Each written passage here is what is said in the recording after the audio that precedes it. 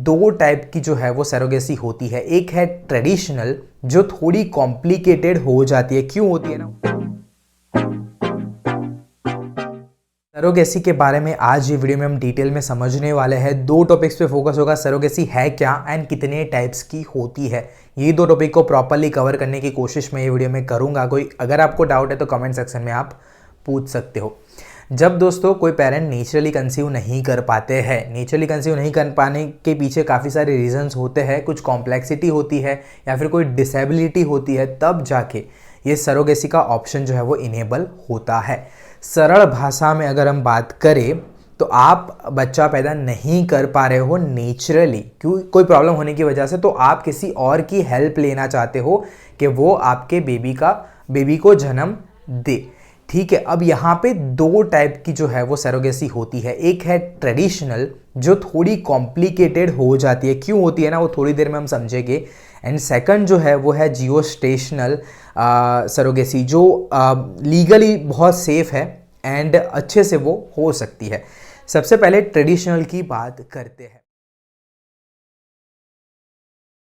अगर कोई पेरेंट जो है वो नेचुरली कंसीव नहीं कर पाते हैं तो वो लीगली किसी महिला को कांटेक्ट करते हैं कि भाई आप हमारे लिए एक बच्चे को जन्म दो। उसके अंदर क्या होता है, बायोलॉजिकल मदर जो है वही रहती है।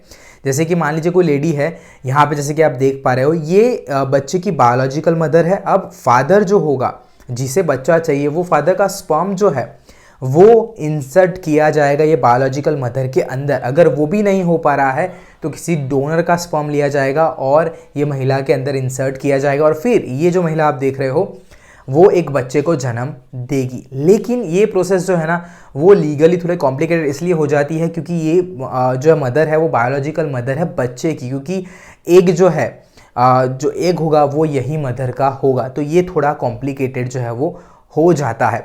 आप सभी ने एक पिक्चर आई थी शायद से नेटफ्लिक्स पर, पंकज त्रिपाठी थी, कृति सनन थी, आपने वो देखी होगी, मिमी, राइट। सिम कॉन्सेप्ट है, ये ट्रेडिशनल सरोगेसी है जिसमें कॉम्प्लिकेशन होने के चांसेस बहुत ज़्यादा है क्योंकि बायोलॉजिकल मदर वही होती है। लेकिन उसके बाद जो सेकंड ऑप्शन है वो है जियोस्टेशनल सरोगेसी, जो इसलिए इजी है क्योंकि वहाँ पे जो मदर होती है वो बायोलॉजिकल मदर बच्चे की नहीं होती है। उसमें क्या होता है, जो पेरेंट बनना चाहते हैं ना उसी मदर का एग एंड फादर का स्पर्म लिया जाता है, उसे ही लेबोरेटरी में फर्टिलाइज किया जाता है और उसके बाद जो है उसी चीज़ को प्रॉपरली इंसर्ट किया जाता है सरोगेट मदर के अंदर। तो उस केस में ना उस लेडी जो सरोगेट लेडी है ना उसका एग यूज़ हुआ है तो वो बायोलॉजिकल मदर भी नहीं है, तो ये सेफ प्रोसीजर है। अब थोड़ा बात कर लेते हैं कि ये किन के लिए है।